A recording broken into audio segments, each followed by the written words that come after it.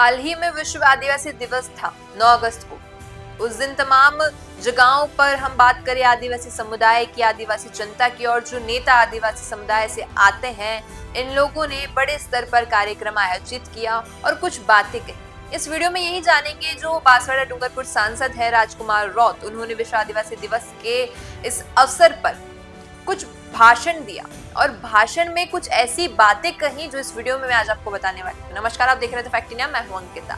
सबसे पहले हम बात करें जो राजकुमार रौत ने कही, वो बात थी सरकार और व्यवस्था पर सवाल। उन्होंने कहा कि सरकारें आदिवासी अधिकारों की अनदेखी करती है। ये बात उन्होंने शायद इसलिए कही क्योंकि जो आदिवासी समुदाय है, आदिवासी जनता है, उनके मन में ये चीज कहीं ना कहीं बैठ चुकी है कि जो सरकार है वो हम लोगों में और जो आम जनता है उनमें भेदभाव करती है। अभी भी वो लोग खुद को जनता से अलग समझते हैं। उनका कहना है कि आदिवासी अलग है, हिंदू अलग है, और जो सरकार है वो शायद इसी स्तर पर उन्हें अनदेखा कर रही है। और विश्व आदिवासी दिवस का जो असली उद्देश्य है वो आदिवासियों के संवैधानिक अधिकार, संस्कृति, परंपरा और जल जंगल जमीन की रक्षा है, न कि केवल औपचारिक बधाई संदेश देना है। उनका कहना है कि जो ये समारोह हमने आयोजित किया है, ये कार्यक्रम हम कर रहे हैं अलग अलग स्तर पर, अलग अलग जगहों पर, इसका उद्देश्य कोई बधाई देना नहीं है। इसका उद्देश्य यह है कि हमें संवैधानिक तौर पर अधिकार मिले, हमारी जो संस्कृति है उसे हम आगे लेकर जाएं, उसे हम प्रिजर्व कर रखें, हमारी परंपराएं हैं, और जो जल जंगल जमीन वाली बात है जिसकी वो पूजा करते हैं उसकी हम रक्षा करें जिस तौर पर। ये बात इस जो हम बात करें कि जो भाषण था राजकुमार रौत का, उसका सबसे पहला उद्देश्य ये था। दूसरा उद्देश्य ये है उनका इतिहास और शिक्षा में भेदभाव। आदिवासी महापुरुषों और ऐतिहासिक घटनाओं को पाठ्यक्रम से हटाने पर नाराजगी जताई और मांग की कि आदिवासी समाज के इतिहास, संस्कृति और योगदान को समर्पित एक अलग किताब स्कूलों में पढ़ाई जाए। ये शायद उन्होंने इसलिए कहा क्योंकि अभी हाल ही में जो कालीबाई है, उनकी जो एक पाठ्यक्रम में एक चैप्टर आता था उनके नाम का, उसको हटा दिया गया। हाल ही के जो पब्लिकेशंस हैं उनमें उस पर उन्होंने विरोध जताते हुए कहा कि हमारे इतिहास के साथ किसी भी प्रकार का कोई खिलवाड़ ना हो। साथ ही अभी एक नई पुस्तक भी जारी हुई है जिसका कवर पेज कालीबाई की एक फोटो है, एक स्केच है, और उसमें उन्होंने बताया है, जो जिन्होंने लिखी है वो पुस्तक, उन्होंने पूरा हम कहें आदिवासी समुदाय का एक पूरा हिस्ट्री, जिसमें जितने भी उनके बड़े योगदान वाले जितने भी लोग रहे हैं, जितने भी हम कहें कि आदिवासी समाज से आते हैं ऐसे लोग जो महापुरुष हैं वहां के, उनके बारे में उनका उल्लेख किया है।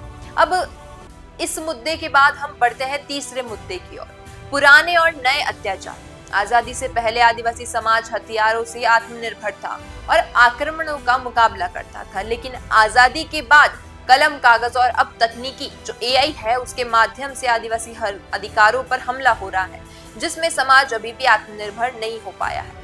ये मुद्दा इसलिए उठाया है क्योंकि जो हम पहले की बात करें, जो हम कहें कि आदिवासी जब रहते थे जंगल में, उस वक्त उनके पास हथियार हुआ करते थे। अगर किसी प्रकार का उन पर हमला होता था तो वो अत्याचार नहीं सहते थे, वो उस वक्त आत्मनिर्भर थे, एकदम कहें आक्रामक थे, अपना मुकाबला लड़ सकते थे। लेकिन आज जो हम कहें सिचुएशन बदल चुकी है। आज आजादी की अगर हम बात करें तो कलम, कागज और एआई को माध्यम बताया है उन्होंने, और कहा है कि इन सब की वजह से शायद कहीं ना कहीं जो आदिवासी अधिकार है उन पर हमला हो रहा है और समाज अब आत्मनिर्भर नहीं बन पा रहा है क्योंकि वो लड़ नहीं सकता है, क्योंकि पहले की तरह हमारे पास कोई शस्त्र तो है नहीं। और बात करें इन सभी की कि कागज है, कलम है, इस पर उन्हें ऐसा लगता है कि उनके साथ भेदभाव होता है।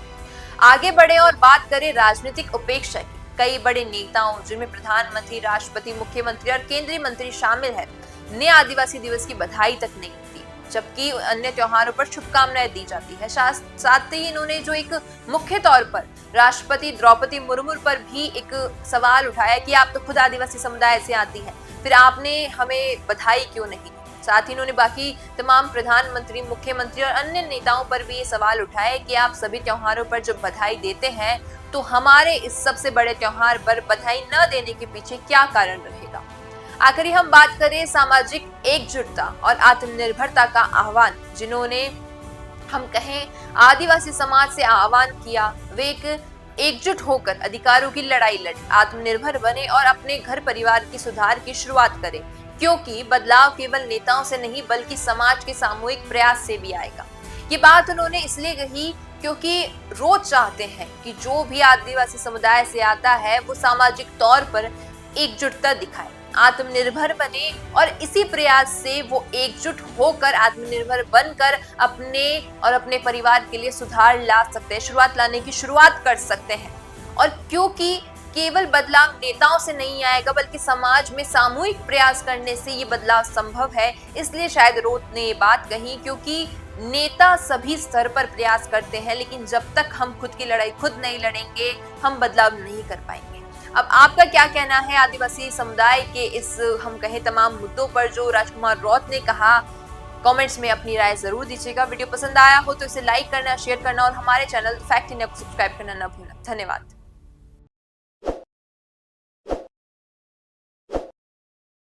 ताज़ा खबरों के लिए विजिट करें द फैक्ट इंडिया की वेबसाइट और डाउनलोड करें द फैक्ट इंडिया ऐप।